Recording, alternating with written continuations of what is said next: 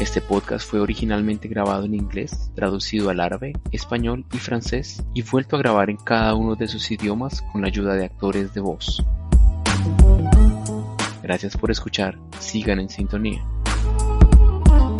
A menudo, en políticas de salud alrededor del mundo, aclamamos ciertos objetivos y pretendemos haber alcanzado la cobertura universal en salud, pero al final es menos de lo que pretende ser. Cuando vemos la forma en que se está aplicando todo el concepto de cobertura universal en salud en los países, observamos que existe un enfoque muy problemático y que se hace mucho hincapié en la cobertura, como ha dicho Remco, y no en la atención y la calidad de la atención. Hola a todos, bienvenidos a nuestro séptimo y último episodio de la serie GHW Podcast. En este episodio vamos a discutir el tema más comentado en la salud pública y el sistema de salud, la cobertura universal en salud. ¿Debería la C significar atención o cobertura? La creciente importancia del Banco Mundial y otras instituciones financieras en la formulación de políticas ha supuesto un aumento de la privatización de los sistemas de salud. Para ellos, la salud es un bien comercial, no un servicio público. No solo debatiremos estas cuestiones, sino que también escucharemos historias de resistencia contra estos esfuerzos. Soy Yosna Sain, periodista especializada en salud con base en la India. Me acompaña Shunlanshka Nandi, activista en salud residente en la India y copresidenta del Consejo Directivo Mundial del Movimiento por la Salud de los Pueblos. También tenemos entre nosotros a Remco van de Paz, médico especialista en salud pública, académico y ecosocialista afincado en Alemania y antiguo miembro de la Junta Directiva de Medicus Mundi International. Bienvenidos a los dos. La declaración de Alma Ata preveía un sólido sistema de atención primaria de salud prestado principalmente por el sector público, pero más tarde la cobertura sanitaria universal se convirtió en la palabra de moda, especialmente desde principios de la década del 2010. ¿En qué se aleja la cobertura sanitaria universal del enfoque de la atención primaria? Remco, tal vez tú puedas arrojar algo de luz al respecto. Sí, gracias. La cobertura universal en salud y la idea de que la financiación de la salud debe garantizar básicamente la financiación de la atención primaria y de los sistemas de salud. Sus orígenes se remontan a los debates del Banco Mundial, desde principios de los años 90, sobre la inversión en salud, según los cuales la idea es que el sistema de salud debe financiarse de forma público-privada, y la Organización Mundial de la Salud elaboró su informe sobre la salud en el mundo sobre la financiación de los sistemas de salud en 2010. Y así, toda la idea acerca de la cobertura sanitaria universal es que tiene tres dimensiones. Se trata de la cobertura de cuántas personas, qué parte de la población está cubierta y qué tipo de servicios se cubren. Y además, cuál es la contribución financiera, así que siempre presentan esta dimensión como necesaria como contrapartida en la financiación de los servicios de salud. La desconexión radica en que, cuando hablamos de atención primaria, nos referimos a servicios de salud completos, decentes y de calidad. Pero la cobertura universal en salud, la parte de la cobertura descuida un poco también la calidad de la atención. Una parte de los servicios de atención sanitaria puede financiarse mediante la participación del sector privado, a través de compras estratégicas, etc. Pero la calidad de esos servicios y lo que se ofrece en ellos no es lo mismo. Pero la calidad de esos servicios y lo que se cubre queda a menudo un poco relegado en ese debate. Así que puede haber una cobertura bastante completa, pero de servicios de salud deficientes, lo que significa que muchas personas, aunque en teoría están cubiertas, en la práctica no tienen acceso a los servicios que necesitan. Este es un aspecto bastante olvidado en todo el debate sobre la cobertura sanitaria universal y la atención primaria. A menudo, en políticas de salud alrededor del mundo, aclamamos ciertos objetivos y pretendemos haber alcanzado la cobertura universal en salud, pero al final es menos de lo que pretende ser. Para continuar con lo que acaba de decir Remco, cuando vemos la forma en que se está aplicando el concepto de cobertura universal en salud en los países, específicamente en los ingresos bajos y medios, nos damos cuenta de que existe un enfoque muy problemático y que se hace mucho hincapié en la cobertura, como dice Remco, y no en la atención y la calidad de la atención. Y también se hace hincapié en la participación del sector privado, y el discurso dominante dentro del discurso de la cobertura universal parece favorecer realmente las reformas neoliberales basadas en el mercado, porque si bien es muy fuerte en términos de enfatizar la financiación pública de los servicios de salud aboga explícitamente por una financiación pública de pagar único, pero no hace hincapié en la provisión pública. Y ahí es donde empieza el problema. Y cuando vemos realmente cómo es algunos de los aspectos problemáticos en esto, uno es que el papel del sector público, el papel principal del gobierno es realmente relegado a ser un regulador en la administración y en la financiación, mientras que se acepta que será el sector privado quien pueda prestar esos servicios. Así que, en cierto sentido, una especie de división entre proveedor y comprador, que en realidad proviene también de la teoría del nuevo universalismo. Se trata de la creencia de que en la prestación de asistencia en salud,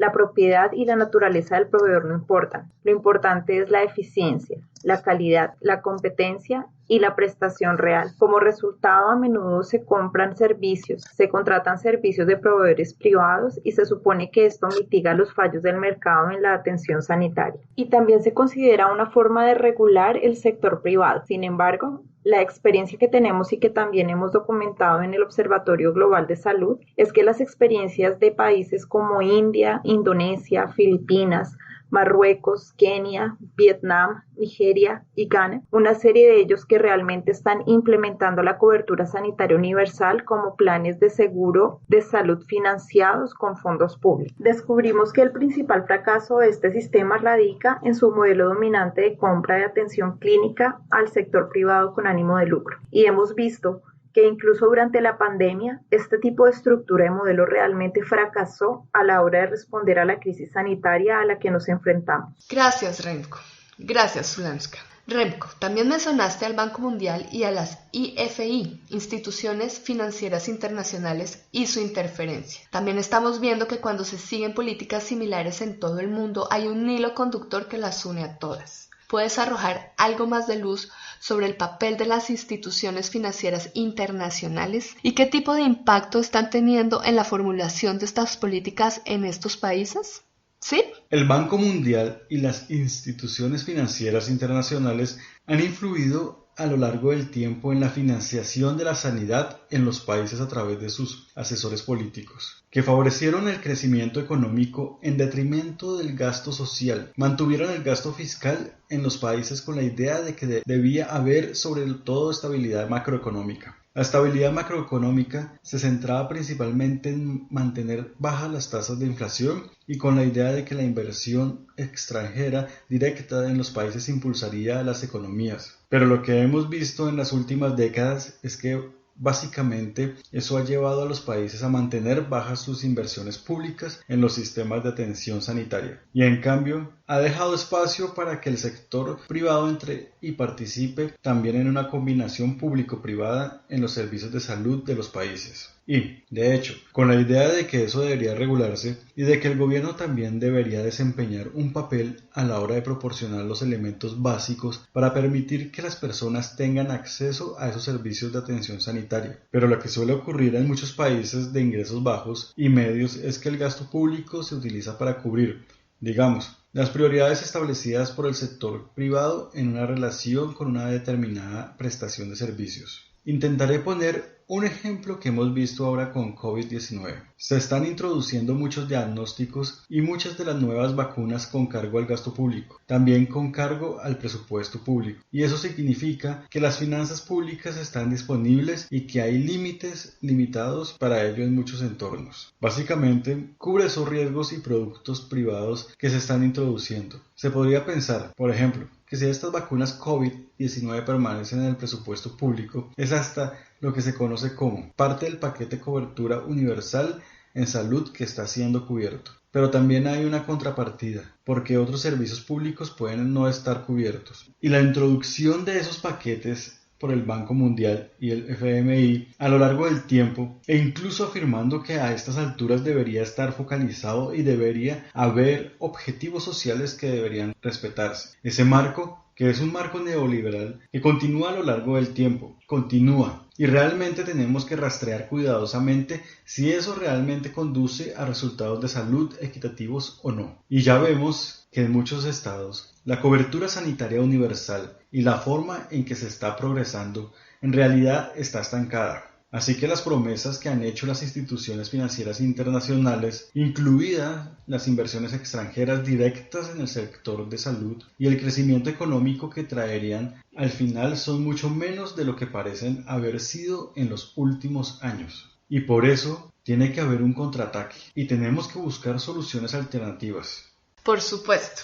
Zulanska, ¿podrías darnos algunos ejemplos e ilustraciones de los resultados de las compras estratégicas para la cobertura sanitaria universal a través de planes de seguro médico financiados con fondos públicos, como ha mencionado antes, con ejemplo en la India? Así que nos encontramos con que esta nueva ola de planes de seguros de salud financiados con fondos públicos que se aplica bajo el paraguas de la cobertura universal en salud son realmente diferentes de los anteriores seguros sociales de salud en los países de ingresos más altos. Esta nueva oleada de planes de seguros tiene el objetivo explícito de favorecer e implicar al sector privado con ánimo de lucro o de promover los intereses comerciales y la industria sanitaria. Y aunque se confía excesivamente en la digitalización y la tecnología de la información, por ejemplo, en muchos países es obligatorio el uso de identificaciones biométricas que también conducen a una gran exclusión. Pero, irónicamente, la mayoría de estos modelos son muy poco transparentes y carecen de responsabilidad pública. También nos encontramos con que se crean nuevas estructuras de gobierno.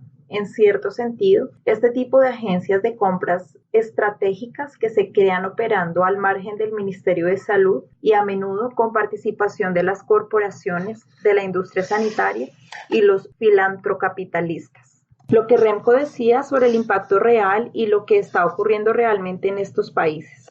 Lo primero que descubrimos es que la provisión a través del sector privado destruye todas las ventajas de la financiación pública. Así que nos encontramos con que el acceso no equitativo continúa a través, ya sea regional, rural, urbana, las desigualdades dentro de los grupos sociales y las poblaciones indígenas, y se prestan servicios muy selectivos y el gran número de necesidades sigue sin cubrirse. En segundo lugar, aunque constatamos que en muchos países se ha incrementado la cobertura, a menudo es sin protección financiera y esa ha sido la evidencia dominante de los planes de seguros financieros por el gobierno y los PIBM, países de ingresos bajos y medios. El tercer punto que constatamos es que los proveedores privados se convierten en los mayores beneficiarios de este tipo de planes y obtienen la mayor parte del dinero público.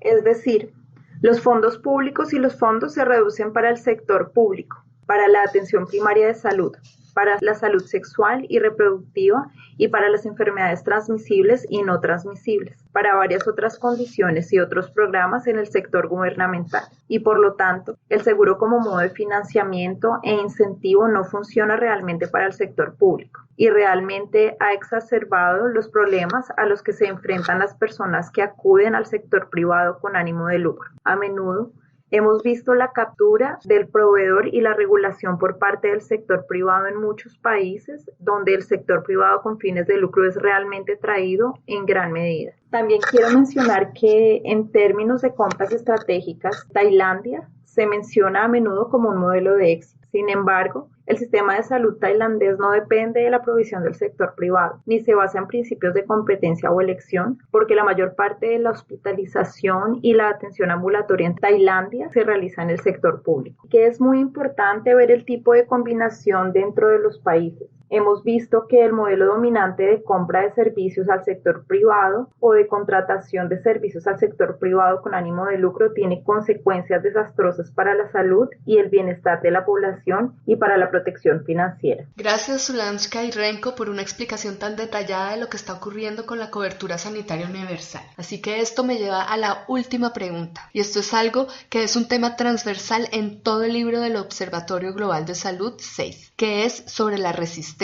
En primer lugar, ¿qué pueden hacer los activistas de la salud y otros para invertir estas tendencias perjudiciales? Y también, ¿cuáles son los esfuerzos que ya están realizando algunos gobiernos y activistas para hacer retroceder realmente estas políticas? Permítanme comenzar también desde una perspectiva europea y decir que este problema no es solo un problema de los PIBM. Vemos el mismo debate en Europa. donde en el pasado tuvimos quizás un sistema de salud financiado públicamente bastante decente, pero con el tiempo, a través del seguro social de enfermedad y las compras estratégicas, vemos ahora, y estamos un poco después de la pandemia, que hay un recorte Así que cada vez que parte de los servicios públicos se recorta y pasa a manos de la financiación privada. Lo que podríamos hacer es, en primer lugar, ser conscientes del problema y de que es un problema. El gasto en salud está aumentando en Europa, pero no va a mejorar los resultados de la sanidad pública. Y aunque aquí hablamos mucho de eficiencia, hay bastante gente que habla de los problemas más estructurales de este crecimiento.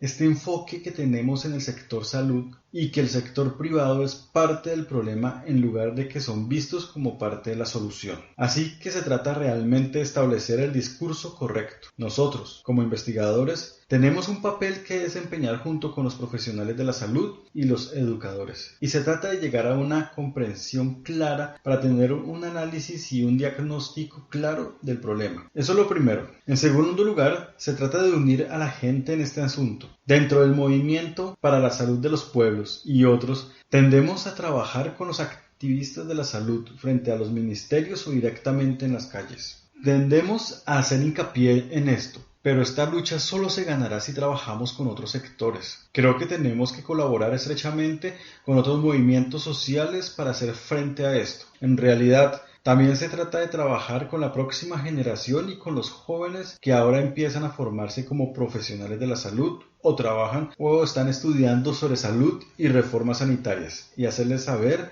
que hay alternativas. Muchos de ellos han crecido formando parte de sociedades globalizadas tras la caída del muro. Que no hay alternativas. También se está diseñando esta mezcla de sector público y privado, que es una mezcla que debería haber, pero que podría haber un cambio mucho mayor a la prestación del sector público y que podría conducir a la mejora de los servicios de salud. Creo que una de las cosas que estamos viendo actualmente son también algunos casos de remunicipalización y desprivatización. Lo estamos viendo en muchos sectores, pero incluso en la sanidad, y junto a eso también tenemos muchos ejemplos positivos. Soy de la India y aquí tenemos ejemplos de sistemas públicos muy sólidos, ya sea en Tamil Nadu o en Kerala. Además, estamos realizando esfuerzos específicos para reforzar la atención primaria y los hospitales públicos en muchos estados, los hospitales de distrito. Creo que es importante para todos nosotros, seamos activistas, académicos, sindicalistas o activistas de base. Creo que una de las cosas que realmente tenemos que hacer es documentar algunas de estas experiencias y hablar de ellas, y también mostrar cómo sí puede suceder en un solo lugar. Sin duda puede ocurrir en otros lugares, y también tenemos que estar muy atentos como grupo y ver dónde todo el diálogo y el discurso está siendo corrompido por las corporaciones, el sector lucrativo, y realmente intervenir cada vez en cualquier foro del que formemos parte, en cualquier reunión de la que formemos parte. Donde quiera que estemos, debemos examinar, criticar e intervenir. Cuando las narrativas dominantes anteponen las personas a los beneficios o anteponen los beneficios a las personas, porque la pandemia de COVID nos ha mostrado realmente que cuando había más de estas salvaguardas públicas, los países o regiones que tenían sistemas públicos más fuertes, sistemas de protección social más fuertes, pudieron responder de una manera mucho más equitativa y pudieron cuidar de las personas mucho mejor que los que estaban privatizados. Gracias a los dos. Gracias por un debate tan enriquecedor sobre la cobertura sanitaria universal. Con esto llegamos al final no solo de este episodio, sino también de nuestra serie de 7 podcasts. Oyentes, estábamos hablando de la 6ª edición del Observatorio Global de Salud, una publicación emblemática del Movimiento por la Salud de los Pueblos, escrita conjuntamente con EDACT, Third World Network, Health Poverty Action, Médico International, Alames, Viva Salud y SAMA. El libro ha sido publicado por Bloomsbury, ha contado con el apoyo financiero de Rosa Luxemburg Stiftung y estará disponible en 4 idiomas: inglés, árabe, francés y español. La introducción al libro está disponible gratuitamente en inglés, español, francés, árabe, portugués, alemán e italiano en el sitio web del Movimiento por la Salud de los Pueblos, www.phmovement.org. El libro completo estará disponible gratuitamente en el mismo sitio web a partir de principios del 2023. Si quieres tener la copia impresa, ponte en contacto con tu círculo Movimiento por la Salud de los Pueblos local o cómpralo en plusbury.com con un descuento utilizando el código GHW625. Puedes encontrar todos los detalles de todos los podcasts en las páginas web de Movimiento por la Salud de los Pueblos y People's Dispatch. Les mantendremos informados sobre nuestros futuros proyectos y podcasts. Por ahora, adiós y gracias.